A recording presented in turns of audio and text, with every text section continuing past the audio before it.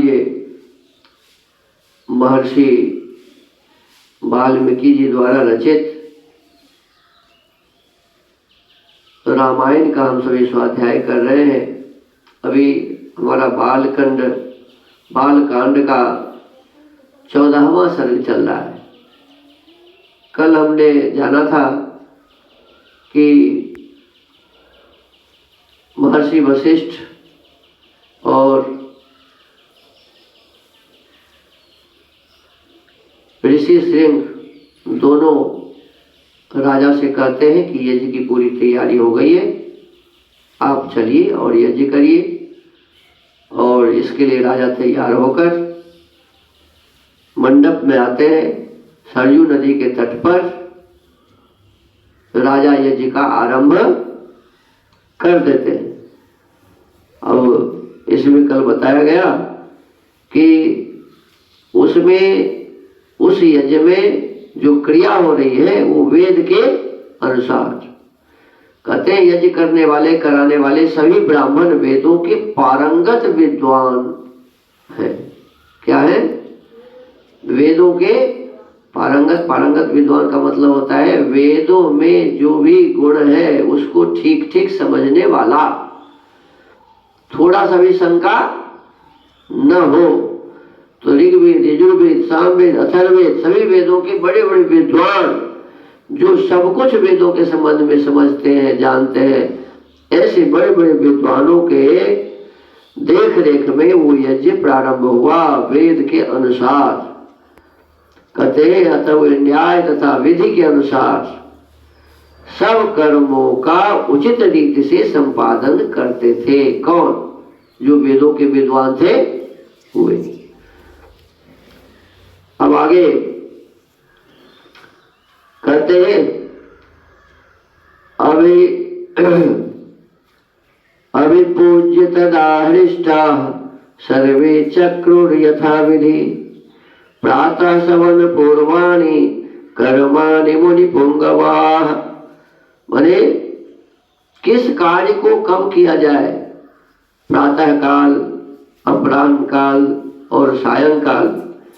तो इन सभी विधियों को ठीक ठीक समझने वाले विद्वान सब कार्य समय पर कराते थे। तदनंतर तत्त कर्मों के अंगभूत देवताओं का पूजन करके हर्ष में भरे हुए उन सभी मुनिवरों ने विधि पूर्वक प्रातः सवन आदि अर्थात प्रातः सवन, माध्याह्न दिन सवन तथा तृतीय सवन, दोपहर के काल को कहते हैं माध्याह्न दिन सवन, प्रातः काल के समय को कहते हैं प्रातः सवन और रात्रि सायंकाल के समय को कहते हैं तृतीय सवन। तो सब समय के कार्यों को ठीक ठीक करने के लिए विद्वान लोग उपस्थित थे और सब वहां किए जा रहे थे। इंद्रश्च विधिवद्दत्तो राजा च विसुतो नघः माध्याह्न दिनं च सवनं प्रावर्तत यथाक्रमम्। इंद्र देवता को विधि पूर्वक भविष्य का भाग अर्पित किया गया। पाप निवर्तक राजा सोमलता का रस निकाला गया। फिर क्रमशः माध्याह्न दिन सवन का कार्य प्रारंभ हुआ।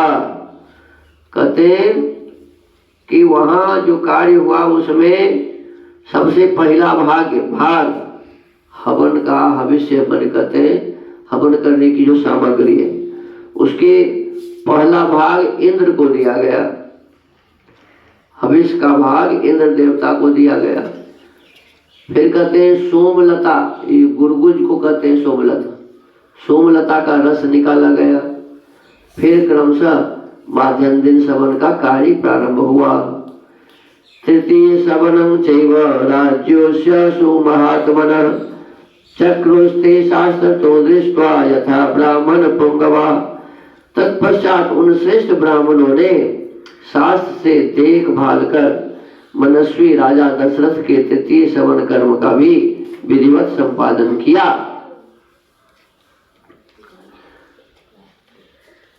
आह्वयान चक्रिरे तत्र शक्रादीन विबुधोत्तमान् ऋष श्रृंगादयो मंत्रै शिक्षाक्षर समन्वितै ऋषि सिंह आदि महर्षियों ने वहाँ अभ्यास काल में सीखे गए अक्षरों से युक्त स्वर और वर्ण से संपन्न मंत्रों द्वारा इंद्र आदि श्रेष्ठ देवताओं का आवाहन किया। गीत मधुर स्निग्धैर मंत्राह्वानैर्यथार्हतः होतारो ददुरावाह्य हविर्भागान् दिवोकसम्। मधुर एवं मनोरम सामगान के लय में गाए हुए आह्वान मंत्रों द्वारा देवताओं का आवाहन करके होताओं ने उन्हें उनके योग्य हविष्य के भाग समर्पित किए। देखो इसमें लिखा है कि उस समय सामगान, साम मंत्रों, साम वेद में जो मंत्र है उस मंत्रों का गान किया गया। न चाहुतमभूत तत्र स्खलितं वा न किंचन दृश्यते ब्रह्मवत् सर्वं क्षेमयुक्तं हि चक्रिरे।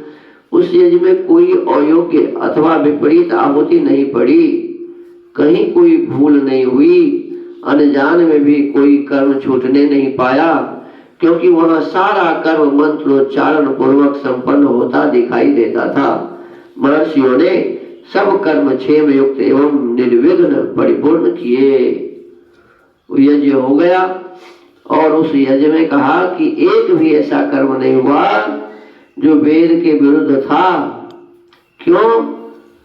कि वहां सारे वेदों के ही विद्वान थे, किसी भी प्रकार की भूल उसमें किसी प्रकार की भूल नहीं हुई, अनजाने में भी कोई कर्म छूटने नहीं पाया, क्योंकि सभी तत्पर थे, सभी विद्वान थे। और सारा कर्म मंत्रोच्चारण पूर्वक, माने वेद के जो मंत्र है उस मंत्र के उच्चारण पूर्वक सारे कर्म किए गए और बिना किसी विघ्न बाधा के वह यज्ञ संपन्न हो गया। न ते स्वः सुश्रांतो वा क्षुधितो वा न दृश्यते न विद्वान ब्राह्मणः कश्चिन् न शतानुचरस्तथा। यज्ञ के दिनों में कोई भी ऋत्विज थका मांदा या भूखा प्यासा नहीं दिखाई देता था, क्योंकि सभी व्यवस्था पहले से की गई थी।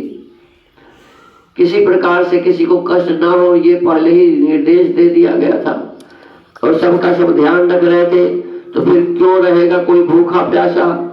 और सभी तो वहाँ बड़े बड़े विद्वान थे, तो यहाँ थकने वाली बात भी नहीं थी, न कोई थका मांदा था, न भूखा था, न प्यासा था, सबका सब ध्यान रख रहे थे। उसमें कोई भी ब्राह्मण ऐसा नहीं था जो विद्वान न हो अथवा जिसके 100 से कम शिष्य या सेवक रहे हो। बड़े बड़े विद्वान आए हुए थे और सभी विद्वानों के अनेकों शिष्य आदि भी थे। इस प्रकार से हमने आज बाल कांड के चौथे चतुर्दश माने 14वें सर्ग के 11 मंत्र तक का स्वाध्याय किया है।